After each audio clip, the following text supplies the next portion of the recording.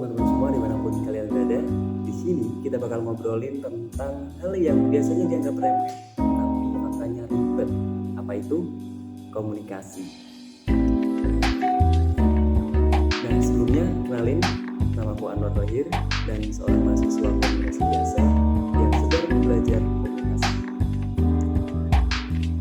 Di sini kita akan ambil bonus di mana beberapa hari lalu teman-teman kelas itu mengikuti soal yang namanya komunikasi publik, di mana pemerintah era sekarang yang dipimpin oleh Pak Prabowo Subianto dan Mas Gibran Raka yang banyak sekali hal-hal yang dirasa oleh masyarakat itu kurang dalam hal komunikasi publik. Kenapa? Banyak sekali dari berbagai program kebijakan yang sebenarnya mungkin tidak sepenuhnya salah tapi dengan komunikasi yang kurang baik akhirnya menimbulkan opini publik yang justru tidak memperkuat dari kebijakan pemerintah, namun justru menjadikan kekacauan di mana-mana. Akhirnya melahirkan demo Indonesia Gelap, demo yang berbau RUU, dan mungkin akan ada demo-demo lain ya, karena banyak dari kebijakan-kebijakan yang dirasa komunikasinya pada publik itu kurang transparansi atau mungkin ya komunikasi. Nah, kenapa komunikasi itu penting? Kita akan membahasnya dari sisi komunikasi ya, bahwa ketika komunikasi kita buruk mungkin agak terlalu jahat ya mengatakan komunikasinya kurang baik. Nah, ketika komunikasinya kurang baik, hal-hal yang sebenarnya kita maksudkan baik justru akan menimbulkan persepsi berbeda, dimaknai berbeda. Nah, komunikasi ini dimana ketika pesan yang disampaikan dimaknai sesuai dengan apa yang diinginkan oleh komunikator pada komunikan, oleh seorang yang berbicara kepada seorang pendengar atau penerima. Jadi ketika kita berkomunikasi, kita ingin memasukkan A, namun penerimaannya B, itu kita ada kegagalan dalam berkomunikasi. Segitu pentingnya tentang komunikasi. Beberapa kasus juga di sekeliling kita banyak yang berasal atau bermula dari komunikasi yang kurang baik. Contoh, ketika teman-teman kita mungkin yang chat itu ada yang bicara atau yang menulis di chat itu ya udah sih gini doang, namun ada yang berasumsi atau berpendapat bacanya kayak gitu, bacanya ya udah sih gini doang.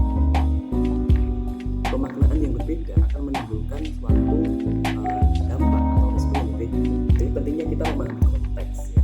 Lagi konteks ini perlu ketika misal kita ngobrol dengan teman-teman yang sudah biasa kita bercanda atau kita guyonan bareng lah istilahnya seperti itu, maka komunikasi yang kita terbentuk, kita terbangun itu ya bakalan cair, biasa, dan hal-hal yang sensitif itu akan mengkomunikasikan hal mengundang tawa. Namun ketika kita bicara dengan orang-orang yang kaku, yang kita jarang ketemu, kita menggunakan hal yang sensitif, kan banyak. Jadi komunikasi itu kita harus perlu namanya konteksnya apa nih, kenapa dia seperti itu, kenapa kemudian juga kita perlu memahami tentang teori dari komunikasi, jurusan komunikasi ada apa aja, ada komunikator, komunikan, ada pesan, dan kemudian ada noise juga ya, kemudian ada efek yang dapat. Nah, kita harus memahami hal-hal tersebut. Kenapa? Ketika kita tidak memahami, pada akhirnya kita sembarangan. Komunikasi itu simple ya. Ketika kita ingin memberikan suatu atau kita ingin memaknai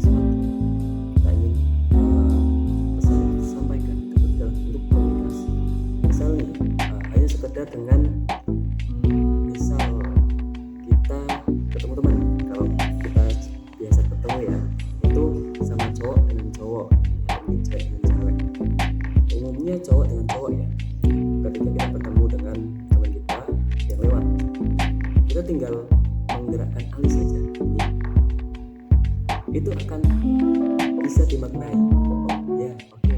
Atau kita cuma gini doang. Sesimpel itu komunikasi. Komunikasi tidak hanya berupa ucapan atau verbal, tapi komunikasi juga berupa gerakan tangan, gerakan alis, gerakan mengangguk, atau mungkin bunyi kita membuat seperti ini. Itu sudah kita berkomunikasi. Nah, komunikasi itu penting dimana ketika kita salah dalam berkomunikasi, kita tidak memahami situasi, kondisi, kita tidak sadar posisi sadar lain. Akhirnya kita akan sembarangan hal-hal yang sebenarnya tidak pantas kita komunikasi seperti itu, tapi kita justru komunikasi yang respon yang buruk atau pesan yang ingin disampaikan itu tidak disampaikan. Kayak contoh ketika pemerintah yang diwakili oleh jubir pemerintah yang seharusnya dia merepresentasikan istana, di mana ada suatu fenomena kasus jurnalis yang diteror dengan kepala batu, diteror dengan tikus. Ditanya oleh wartawan, gimana tanggapannya untuk kepala babi? Kemudian hanya menjawab, ya dimas aja. Why? Kok bisa? Nah, hal tersebut ketika kita mungkin kurang memahami konteks situasinya, kita akan cenderung salah dalam menyikapi, dalam berkomunikasi. Jubir orang yang berkomunikasi. Nah, saya paham tentang bahwa orang tersebut itu merupakan sesuatu yang sensitif, dan saya mengambil pemerintah. Saya harus bicara tentang hal-hal yang merepresentasikan dari pemerintah, ya kan? Nah, akhirnya ketika respon ya dimas aja menjadi perdebatan.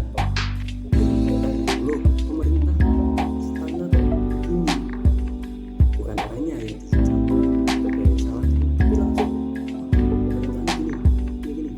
Karena salah dalam berkomunikasi. Penting kita untuk memahami komunikasi. Simpel aja, dalam basic bahwa komunikasi itu ada unsurnya. Kita harus paham unsurnya aja. Kemudian teori dalam komunikasi yang agak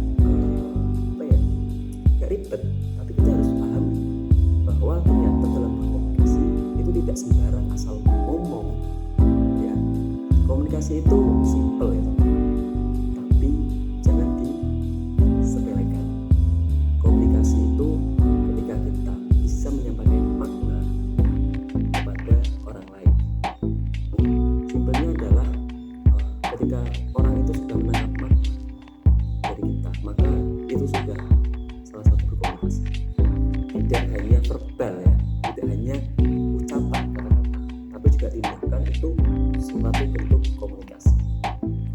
Pesan yang ingin saya sampaikan dari obrolan kali ini, di mana kita perlu memahami yang namanya konteks dalam hal komunikasi. Kita harus perlu untuk memahami bagaimana cara berkomunikasi yang baik, bagaimana kita menyesuaikan dengan audiens kita, bagaimana dengan kita bertindak sesuai situasi dan